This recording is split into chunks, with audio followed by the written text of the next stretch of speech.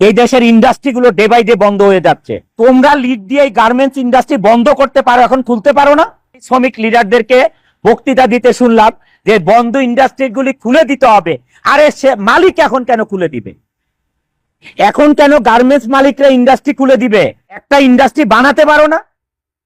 বানায় তাদেরকে চাকরি দাও। একটা ইন্ডাস্ট্রি এরকম করে বানায় তাদেরকে চাকরি দাও না পারলে। এখন কেন গার্মেন্টস মালিকদেরকে খুলতে হবে এইসব বন্ধ ইন্ডাস্ট্রি? আজকে যদি আমি ইন্ডাস্ট্রি বন্ধ করে দিই, এখানে 12,000 লোক কাজ করে, নট 12,000, 12 লক্ষ লোক জড়িত এটার সাথে। সাভারে, আশুলিয়াতে, গাজীপুরে 230 থেকে 240টা এই ধরনের গ্রুপ অফ ইন্ডাস্ট্রি বন্ধ করে দিয়েছে মালিকরা।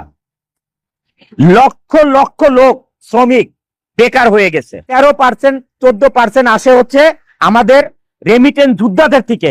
রেমিটেন্স আসার কারণে বাংলাদেশে এই রেমিটেন্স যোদ্ধাদেরকে যে সম্মান দিয়েছে, এয়ারপোর্টে আলাদা তাদের বাসস্থান করেছে যে তারা এসে রেস্ট করতে পারে, হোটেলের মতন করেছে, আত্মীয় স্বজন এসে থাকতে পারে, এয়ারপোর্টে তাদেরকে সার্ভিস দিতে হবে, এত ব্যবস্থা করেছে।